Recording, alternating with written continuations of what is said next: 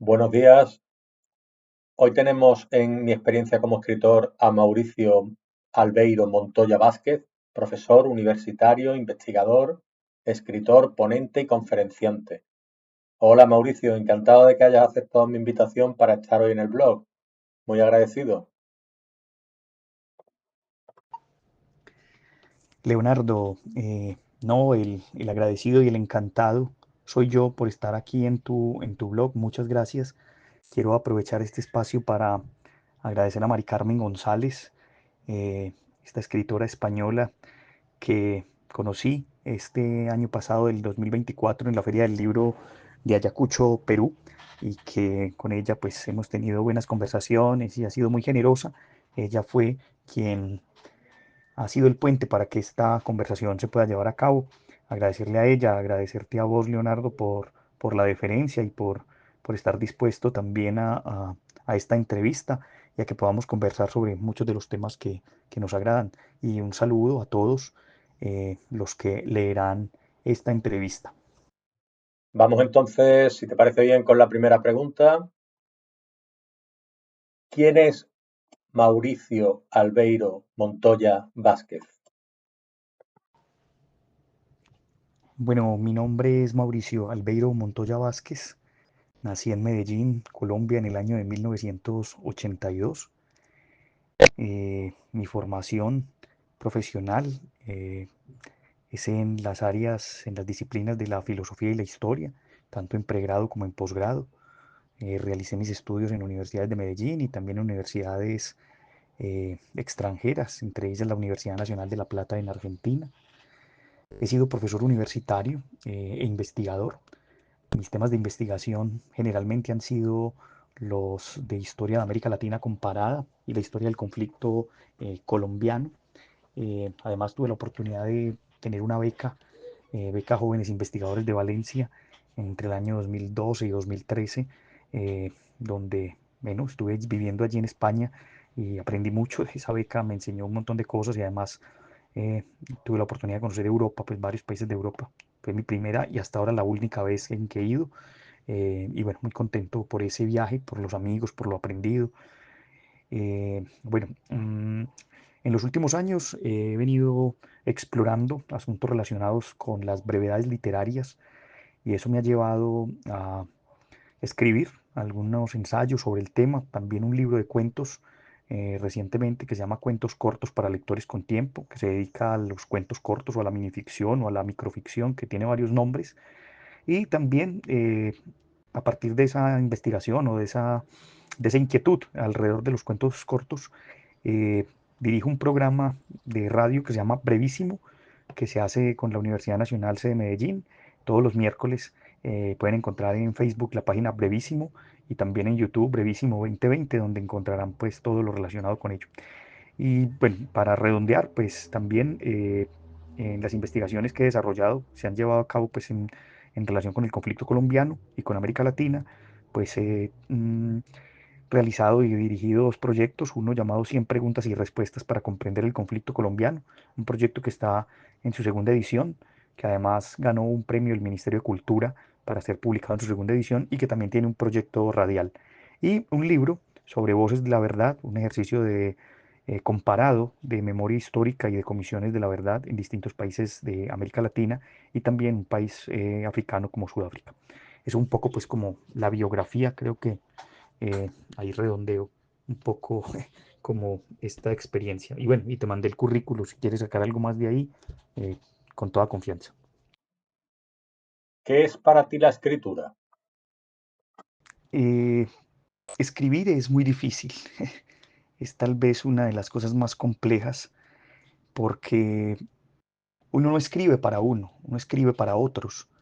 Muchos dicen a veces que los textos que uno escribe tienen que defenderse solos, y eso es cierto, en otras ocasiones no tan cierto, porque hay muchos escritores que han retado a los lectores, y por eso en muchas ocasiones muchos hemos abandonado obras en ciertas edades que nos han sido complejas, que luego las hemos vuelto a tomar y hemos entendido un poquito, y poco a poco vamos desentrañando.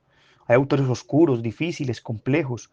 No en vano, por ejemplo, si me remito a la filosofía, uno hablaba de un personaje como Heráclito, al que llamaban el oscuro y cuyos aforismos siempre han sido muy difíciles. Recuerdo cuando lo estudiamos en la universidad que siempre vea centenares de interpretaciones de toda la tradición filosófica y nosotros también al leer esos aforismos nos poníamos a pensar en qué podríamos interpretar para nuestra época. Entonces, la escritura es un ejercicio complejo que requiere disciplina, que es un arte. Así como existe el arte de la memoria, en la Edad Media existía, como se habla del arte del olvido, que también a veces algunos lo ven como un arte. eh, el tener un arte, el tener una profesión, el que es el alfarero, el que ara, el que es el campesino, el que sabe tirar la semilla, la escritura también necesita eso. Pero para mí sobre todo, eh, creo yo, y lo he dicho muchas veces, a escribir se aprende leyendo. O sea, la única forma de escribir o de tratar de escribir es leer mucho, porque escribir implica tener vocabulario, escribir implica también tener versatilidad, poder cautivar a un lector, poderle llevar a algo que le diga algo, algo que de alguna manera lo interpele. Entonces, en ese sentido, para poder llegar allá, pues es muy importante tener que decir, y para eso está la lectura, eso te abre ventanas, te abre puertas, te abre horizontes. Y bueno, y la pulcritud de la escritura es muy importante. Tengo un gran amigo, Fernando Montoya, que es muy insistente en eso porque él es un gran estudioso de la gramática, de la sintaxis, de la ortografía. Entonces es un referente, un faro, porque eso es otro tema también muy importante, ¿cierto? La pulcritud en la escritura, ser pulcros, hacer una cosa bien hecha, no es escribir por escribir, y por eso es que siempre lo que se escribe, digo yo, para cerrar esta respuesta, debe releerse mucho, leerse y releerse, hasta que uno lo pula, le dé cincel, como diría uno, y también ponerlo a leer a otros antes de ser publicado, mostrárselo a otros, que otros lo lean para ver qué entienden y así uno también poder mirar cómo se va haciendo el ejercicio. ¿Cuál es el libro que guardas con más aprecio? Bueno, guardo muchos libros con aprecio, pero de aquella época tengo algunas ediciones de Tintín, las guardo con mucho cariño, porque me recuerdan pues todo eso. Luego, cuando empecé a trabajar ya más adelante y pude tener dinero, compré una edición muy bonita de Las Mil y una Noche en 4 tomos, ilustrada, y la guardo con mucho cariño porque me recuerda pues a mi tío y después que la fui leyendo, pues para mí fue muy bonito tener también esa y la guardo y la tengo con mucho cariño, digamos, de los recuerdos de aquella época, ¿cierto? Y también algunas revistas de cómic que guardo por ahí entre mis archivos, eso pues como de los recuerdos. Y obviamente ya creciendo y ya después encontrándome con otros libros, otras lecturas, eh, regalos de libros bellos, como por ejemplo, como el que me hizo un escritor, Fernando Soto Aparicio, un escritor colombiano al que sigo mucho. Bueno, ya murió, pero que para mí fue un gran referente también en mi juventud, porque ese fue uno de los primeros autores colombianos que empecé a leer, incluso antes que a García Márquez. Pero para mí fue un gran hallazgo. Y llegó a mi vida por un regalo que me hicieron cuando hice la primera comunión. Un primo me regaló un libro de Fernando Soto Aparicio, nunca en la vida lo había leído. Tuve la curiosidad incluso de que ese libro no lo había empezado a leer, lo leyó primero mi hermana, que es más grande que yo, es mayor, y luego pues con su inquietud yo lo leí y me llamó mucho la atención y desde eso no paré de buscar todo lo que pudiera encontrar de Fernando Soto Aparicio. Entonces, y mucha de la obra de él la tengo, la conservo, y también él me mandó unos regalos antes de fallecer, tuve la oportunidad de entrevistarlo, entonces guardo su obra con mucho cariño. De hecho, bueno, voy a tratar de, tengo un espacio, a ver si dedicado en la biblioteca solo a las obras de él, y tengo una escultura que mandé a hacer en su honor después de que él falleció. ¿Qué te inspiró a convertirte en escritor? Es difícil responder eso porque nadie planea ser escritor, creo yo. Bueno, o algunos lo planearían, al menos yo no planeé nunca escribir. Eh, claro, cuando entré a la universidad a estudiar humanidades, filosofía, historia, y la gente me decía, ¿y eso para qué sirve? Eh, ¿Y en qué va a trabajar? ¿Se va a morir de hambre? Entonces me decía, no, yo voy a investigar, yo voy a leer, voy a ser profesor. Entonces la gente lo miraba a uno como con recelo. Eh, y bueno, los escritores durante mucho tiempo siempre fueron vistos con recelo. Hoy que todo el mundo escribe y todo el mundo publica, porque hay un boom de eso, hay una especie de deseo por publicar todo, todo lo que uno encuentre, todo lo que uno quiera decir, y eso lo hemos visto. Para algunos pues será una forma positiva porque la gente está haciendo el ejercicio, para otros no. Eh, yo creo que más que convertirse, porque uno no termina nunca de ser, eh, siempre un escritor en potencia, siempre está explorando, siempre está indagando, siempre está tratando de hacer experimentos. Yo creo que la escritura también es un experimento. Uno como escritor empieza a experimentar escribiendo un cuento, empieza a experimentar con una novela, rompe, raya, cambia de temáticas, o escribe un ensayo y lo relee y también lo va cincelando. Entonces yo creo que uno nunca es escritor, uno es un aprendiz, o al menos yo me considero así, un aprendiz que trata de explorar y que trata de escribir algunas líneas para decir algo. Me gusta escribir, me gusta decir cosas, me gusta también hablar sobre ciertos temas cuando tengo conocimiento de ellos. Y a partir de ahí, pues creo que esto es todo un ejercicio de construcción, ¿cierto? Es paso a paso, como una escalera, cada peldaño es un logro, y te vas generando cosas, ¿cierto? Hay espacios para el escritor de mucha fluidez, hay gente que es prolífica, que escribe todos los días, que es capaz de escribir rápidamente. Yo no, a mí me cuesta, me demoro, tengo que pensar. Tengo el hábito de escribir primero a mano, en un cuaderno, en agendas. Tengo en mi casa agendas llenas, tengo cajas llenas de agendas escritas a mano y después pasadas al computador. Yo, por ejemplo, escribí mi tesis de pregrado de filosofía primero a mano y iba pasando todo lo que iba escribiendo, lo iba pasando luego al computador. Me cuesta mucho directamente sentarme al computador, lo hago, pero muy pocas veces. Cuando escribo columnas o cuentos o algún tipo de cosas de ese estilo, o ensayos, todos los empiezo siempre a mano, siempre en agendas. Entonces, eso hace que esto sea un ejercicio continuo de exploración y también de intenciones. Entonces, siempre un escritor en potencia, nunca terminado, yo creo que nunca en acto. Y eso es bueno, ¿no? Porque uno no se puede tampoco eh, relajar, quedarse ahí, sino que siempre ir buscando y perfeccionar esa técnica, así como un buen arquitecto, un buen artista va perfeccionando sus técnicas y cada vez sus obras pueden ser mejores. Yo creo que el escritor también es eso, continuamente. ¿Qué opinas de la literatura contemporánea en Colombia y de su proyección internacional? Yo creo que como cualquier país del mundo, su literatura, sus pensadores, sus escritores, deben ser explorados, explotados en el buen sentido de la palabra.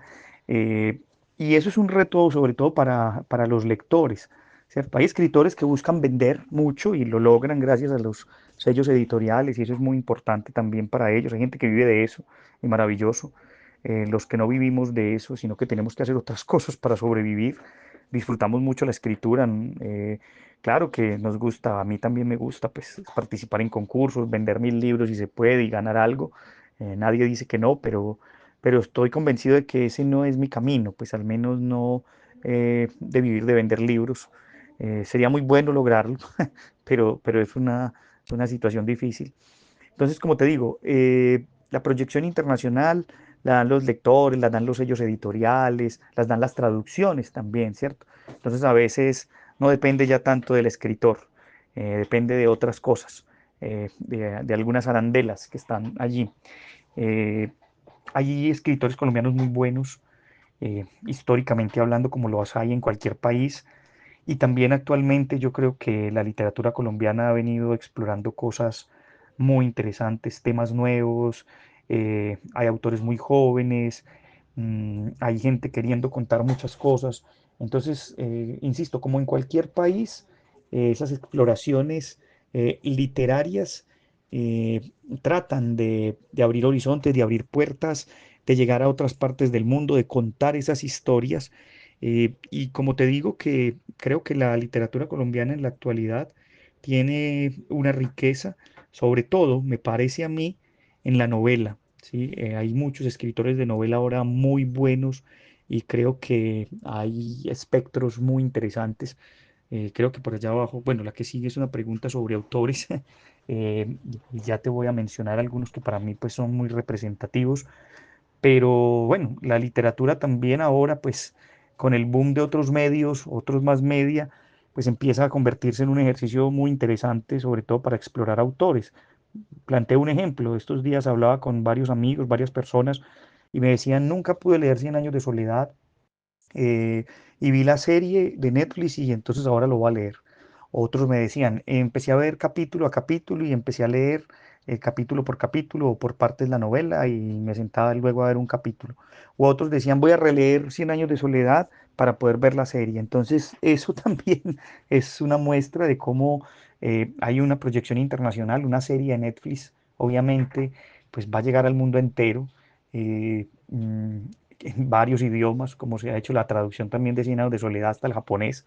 Entonces eso genera pues la oportunidad de la internacionalización y de que muchos autores nuevos que estén surgiendo, que están saliendo en este país y en muchos otros de América Latina y del mundo, pues puedan ser conocidos. Que ese intercambio hoy que nos permiten las redes, la internet, es una cosa muy rica porque hace 30, 40 años, cuando éramos chicos, no teníamos esas opciones de recibir tanto material y de tener tanta información buena y que debe ser explorada de la mejor manera.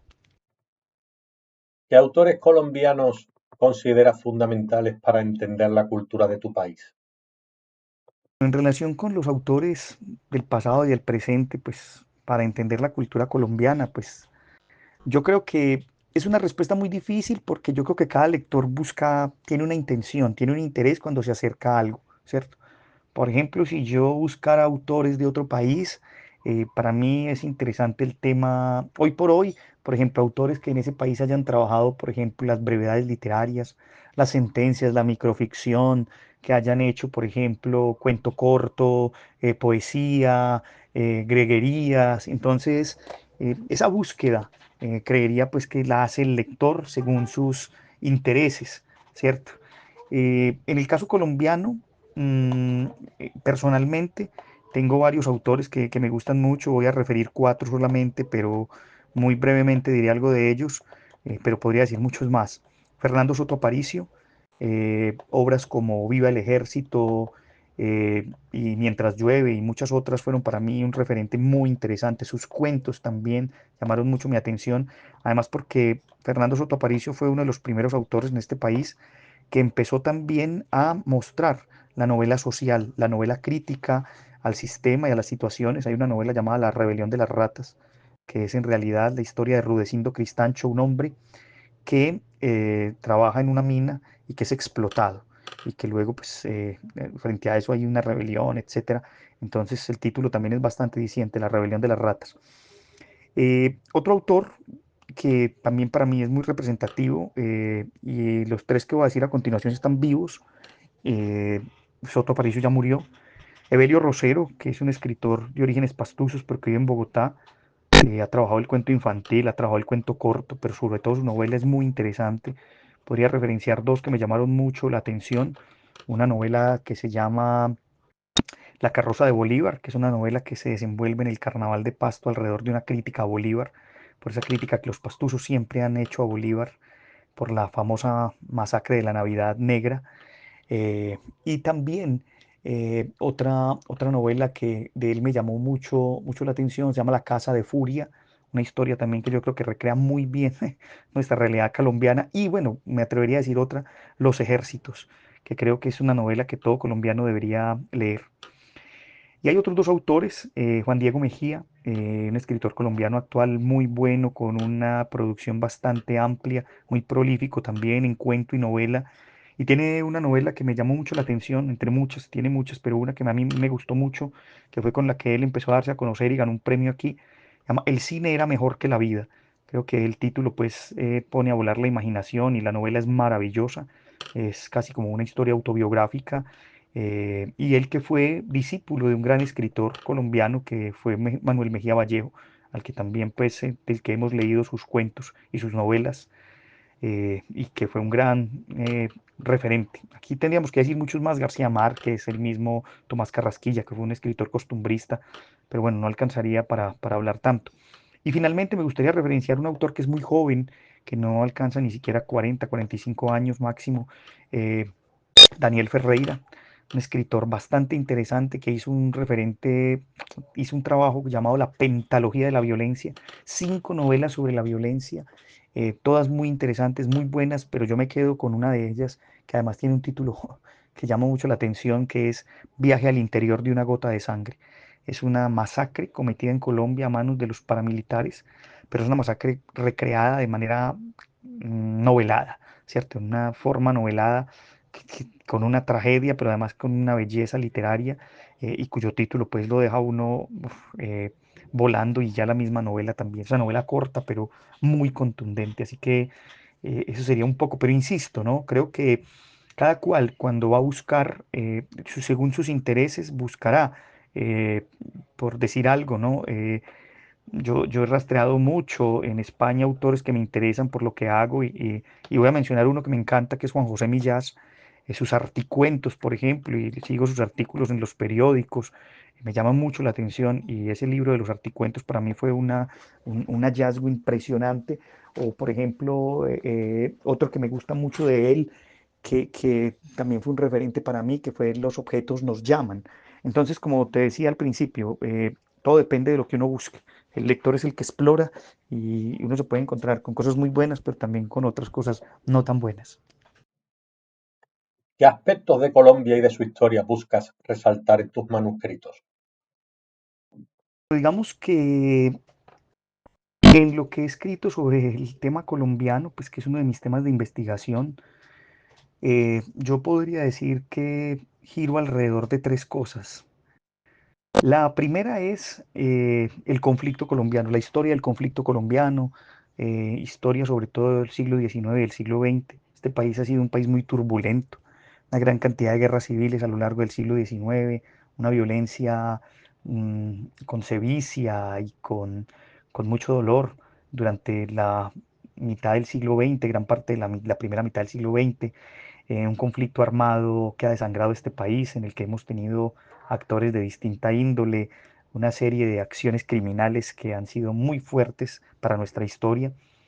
Entonces, ese es uno de mis líneas, ¿no? Mis escritos, muchos de ellos en manera ensayística, en libros, como el que les mencionaba, las 100 preguntas y respuestas para comprender el conflicto colombiano, pues han buscado resaltar la historia, recuperar eso, recuperar en los archivos, recuperar en fuentes primarias, secundarias, en testimonios, eh, eso, ¿cierto? Rescatar todo lo que ha sido la historia del conflicto colombiano, sus causas, y sus consecuencias.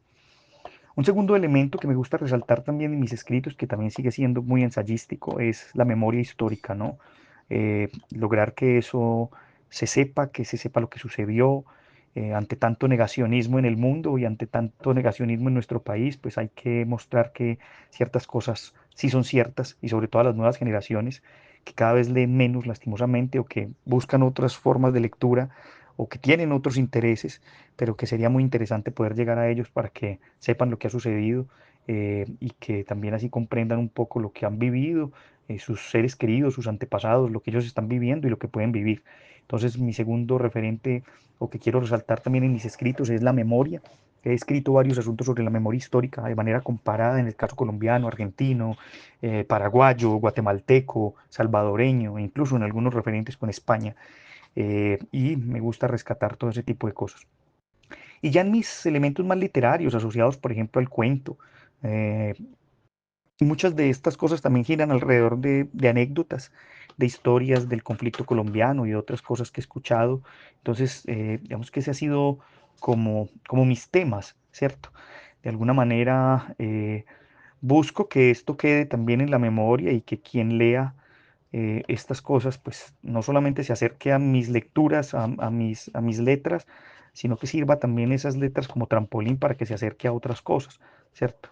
Obviamente uno es producto de lo que ha leído, eh, y esas referencias también son buenas para otros. Yo también me acerco a los autores buscando también ellos a quién me pueden recomendar, ¿cierto? Y esos autores le dicen a uno en sus textos, entre líneas, en sus notas al pie, lo invito a leer este otro texto y eso llama mucho la atención, o como cuando uno lee columnas de opinión, entonces en ese tipo de cosas me gusta bastante. Ahorita hablaré sobre algo de eso de las columnas de opinión. Me gustaría que nos hablases de tu experiencia como docente y conferenciante y cómo ha contribuido en tu faceta de escritor. He sido profesor desde muy joven, sin terminar todavía mi carrera, a los 20 años, que estaba todavía estudiando mi primera carrera de filosofía. Tuve la oportunidad de ser profesor en un colegio, en el bachillerato. Esa fue mi primera experiencia. Bueno, como joven había tenido la oportunidad antes, pues ya siendo más joven, de participar de actividades sociales, grupos juveniles en el barrio donde vivía, dirigir algún proyecto juvenil y eso pues también me sirvió mucho, digamos, como para la empatía con la gente, poder hablar, liderar proyectos, pero en realidad pues como docente, a los 20, 21 años comencé en un colegio.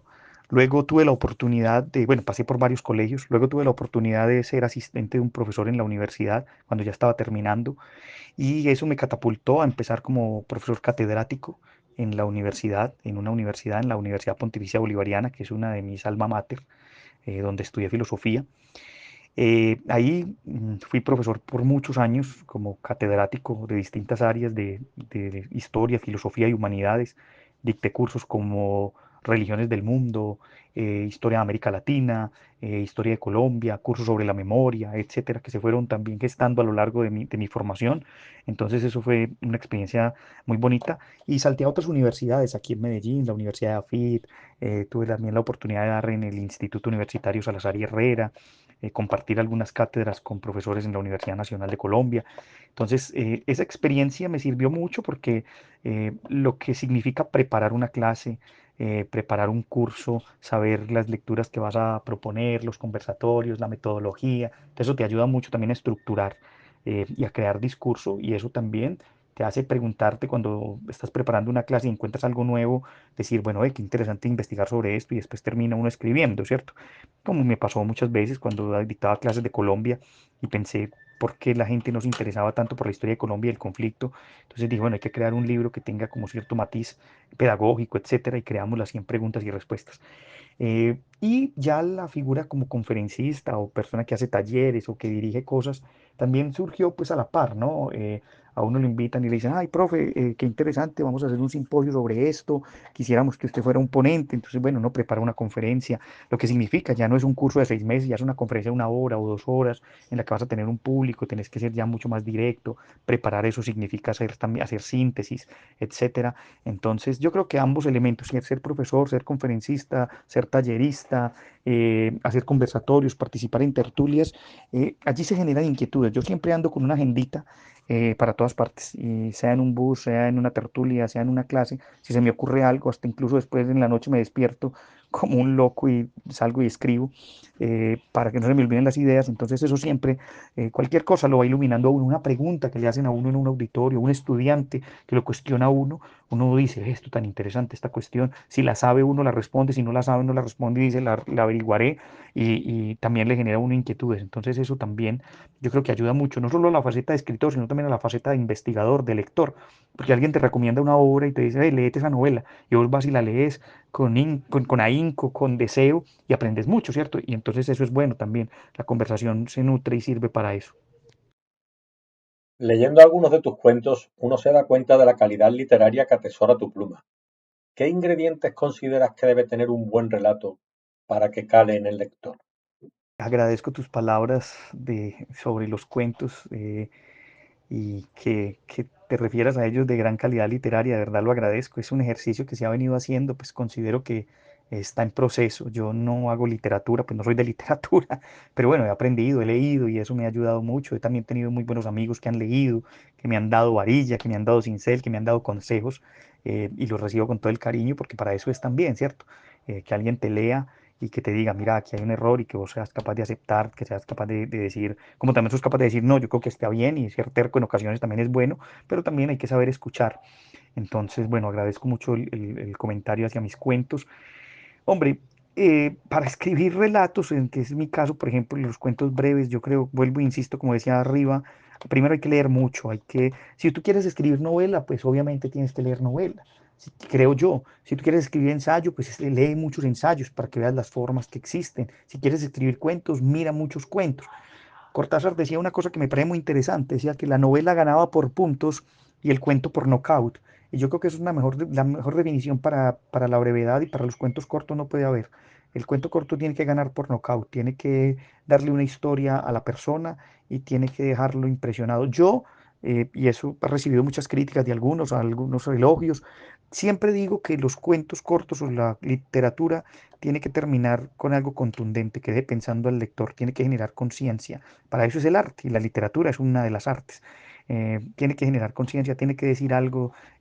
A los que les gusta escribir la ficción, maravilloso, pero los otros que escribimos otro tipo de cosas, buscamos generar alguna inquietud y que eso esté ahí, ¿cierto? Entonces, más que ingredientes, yo creería que lo que hay que hacer es leer mucho los géneros que uno quiere escribir, explorarlos, mirar las formas, discutir con esos mismos autores. Yo tenía un profesor en la universidad, bueno, vive todavía, el profesor Gonzalo Soto, decía que había que copular con los muertos, y esa copulación significaba obviamente pues tener un diálogo con ellos, poder ir a las fuentes directas, después a los comentaristas, y a partir de ahí empezar a buscar todo lo que uno puede encontrar allí. Entonces, yo no me atrevería a decir que hay recetarios, hay gente que hace decálogos y son buenos. Escritores de literatura dicen el decálogo para escribir un cuento, empiece así, empiece así, y hay muchos decálogos. Yo no me atrevería a decir ninguno, yo me atrevería simplemente a decir dos cosas. Siempre tener los ojos abiertos, estar muy atento, el oído atento, porque cualquier historia que uno escuche se le puede convertir después a uno en relato. A mí me ha pasado así, con experiencias que he vivido, con cosas en las que he asistido, y yendo en un bus y escuchando de chismoso una conversación.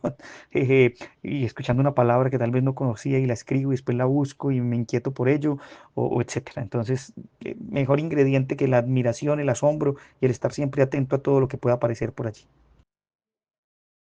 Una de tus últimas obras lleva el título de Cuentos cortos para lectores con tiempo. ¿Tienen un nexo común dichos relatos? Cuentos cortos para lectores con tiempo es una obra que se publicó en el mes de octubre del año 2023, publicada por la editorial Micrópolis de Lima, Perú, que dirige el maestro Alberto Benza.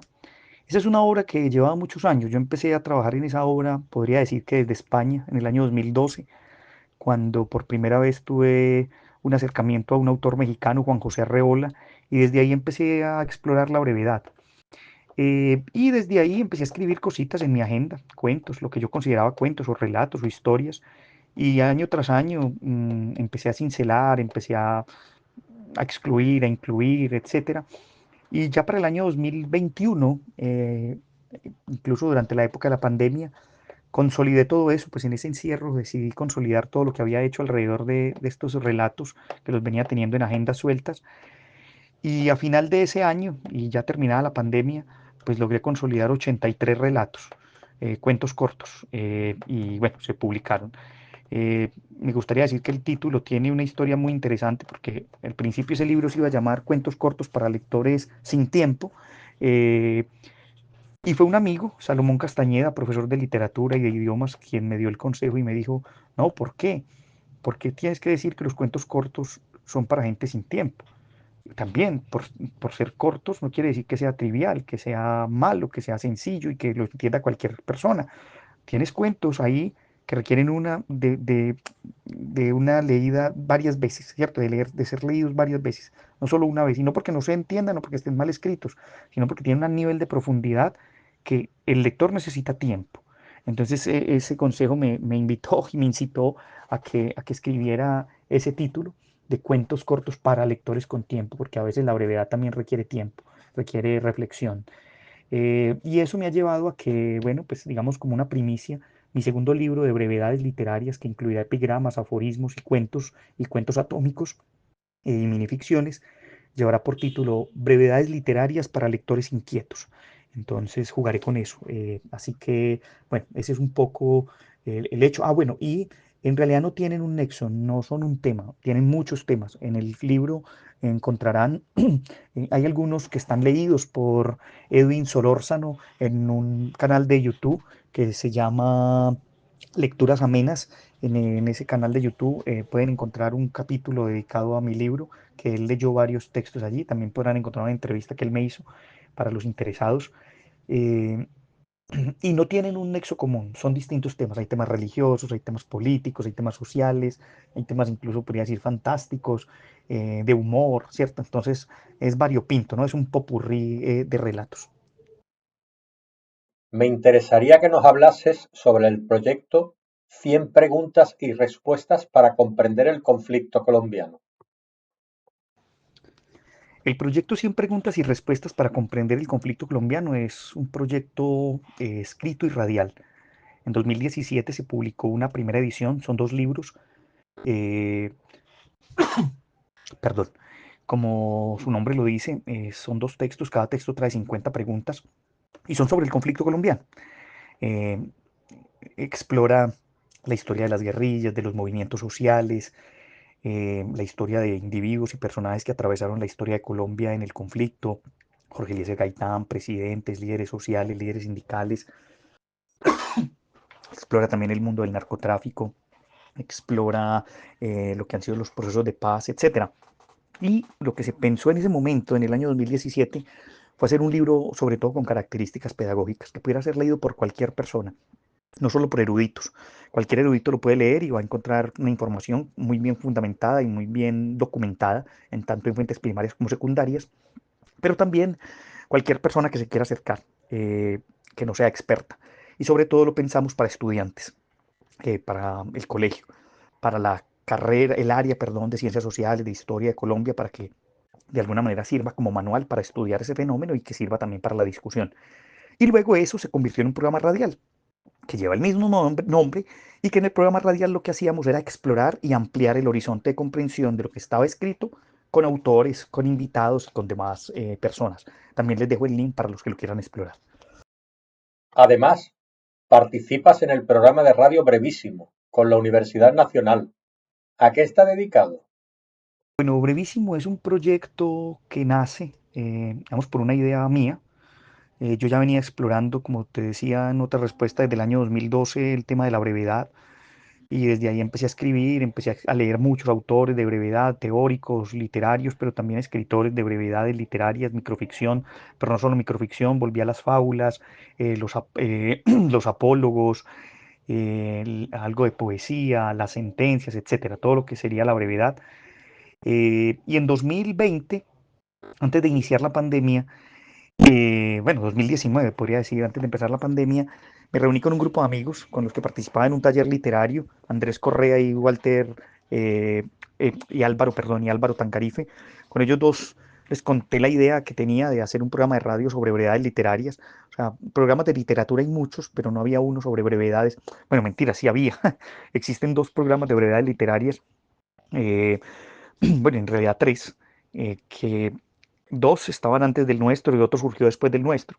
Hay uno que se llama El peso exacto de un colibrí, que es un programa que se emite en México y que lee cuentos breves, solo microficciones, en los interludios de la emisora de la Universidad de la UNAM. Hay otro que es cuentos para lectores, uy, se me fue el nombre, es un programa argentino, ahora no me acuerdo, o sea, pues, si me acuerdo ahora, discúlpame, pero se me fue el nombre, eh, eh, para gente de pocas palabras, algo así se llama, relatos para gente de pocas palabras, cuentos para gente de pocas palabras, y es un programa argentino que también lee minificciones y microficciones. Y hay otro que se llama Suenan timbres en Pasto, que es un programa, el nombre está dedicado a una obra de un escritor colombiano que se llama Luis Vidales, que escribió ese libro, se llama Suenan timbres, y que para muchos es él, Luis Vidales, el, perdón, el gestor, digamos, el precursor del relato breve en Colombia, de la minificción, el cuento corto y de la poesía breve. En ese libro Suenan timbres. Es un debate, pero bueno, muchos lo consideran así, yo también. Y hay un programa en una emisora, en un podcast, eh, que se llama así, Suenan timbres, y se dedica también a la minificción. Pero nosotros entonces pensamos que no solamente habláramos de minificción y por eso lo llamamos brevísimo y en su programa, pues al inicio del programa siempre decimos que es un programa dedicado a las formas breves de la literatura, porque hay muchas formas breves. La sentencia, el graffiti, el dicho popular, los refranes, las fábulas, los apotegmas, los apólogos, las parábolas, los cuentos sufis, etcétera. O sea, si exploras el canal vas a ver, tenemos más de 230 videos y muchos de ellos están dedicados pues a los programas. Entonces ahí podrás ver brevemente, te digo, el programa tiene como una especie de secuencia, ¿no? Se hacen programas cartográficos, es decir, donde viajamos a países, regiones y exploramos las formas breves. Se hacen entrevistas a escritores de brevedades. Se hacen programas temáticos, por ejemplo, sobre un autor, Eduardo Galeano, y todo lo que Eduardo Galeano exploró de la brevedad, por ejemplo. Eh, concursos que se hacen sobre formas breves de la literatura, también es otro género, y lo que llamamos trazos breves. Por ejemplo, esta semana, bueno, en los últimos trazos breves, hemos hablado también de la parábola como un trazo breve interesante, eh, hemos hablado del aforismo también.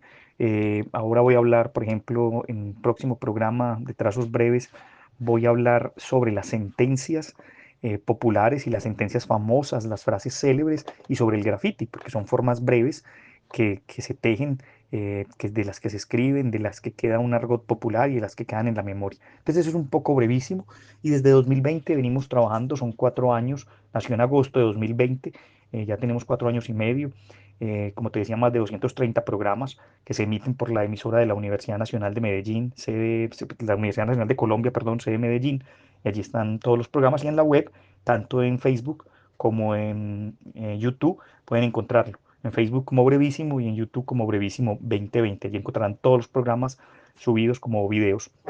Y estamos también tratando de subirlos a plataformas como eBooks y otras. Como aficionado al fútbol, si te pidiera que como seleccionador me hicieras un equipo basado en tus gustos literarios, ¿cuál sería tu once ideal? Bueno, desde chico he sido muy amante del fútbol. Jugué de pequeño, ya después nunca volví a jugar. Eh, no era muy bueno ni con la izquierda ni con la derecha, pero mentiras. No, de alguna manera sí jugué un tiempo, incluso fui portero, tuve pues mis épocas de jugador. Pero no era mi vocación.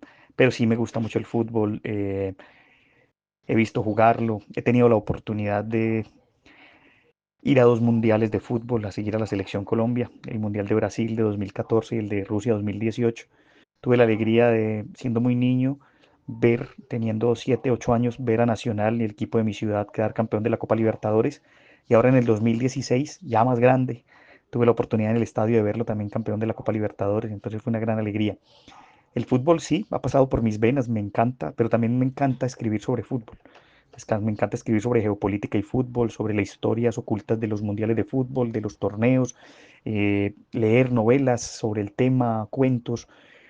Hay una novela aquí en Colombia que leí hace un par de años muy buena de un escritor llamado Philip Poddevin y la novela se llama Y adentro la caldera, que es una historia sobre el fútbol y el narcotráfico en Colombia. Entonces vale la pena. Bueno, y también escribí, tengo unas crónicas, bueno, crónicas o unos artículos de prensa sobre la historia de los mundiales, que fueron publicados desde el año 2010 y han venido siendo publicados en los otros mundiales hasta la actualidad, siempre cada 4 años y se actualizan. Y un programa de radio que se llamó La Memoria que Rueda, que hice con el profesor Gonzalo Medina aquí en la Universidad Nacional también en la radio sobre la historia de los mundiales de fútbol. Se llamó así, La Memoria que Rueda, donde hablábamos no solo de fútbol, sino también de las historias alrededor del fútbol, política, social, etcétera. Y bueno, ya que me preguntas el once ideal a partir de literatos, pues te voy a decir que para mí yo jugaría, yo sería el asistente técnico y ya después al final voy a decir quién sería el técnico y por qué. El portero sería Albert Camus, quien dijo siempre que todo lo que aprendió de moral lo aprendió gracias al fútbol.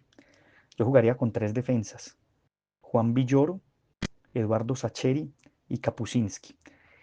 Bueno, de cada uno habría que decir muchas cosas, pero Kapuscinski con ese texto de la guerra del fútbol es una cosa impresionante, esa famosa crónica sobre la casi guerra entre Honduras y El Salvador, que él llamó la guerra por el fútbol. Vale la pena leerlo. En el medio yo jugaría con cuatro mm, personas. Horacio Quiroga, que tiene un cuento maravilloso que los invito a que lo lean, que se llama Suicidio en la cancha, que es un cuento de una historia real de un jugador uruguayo llamado Juan Polti.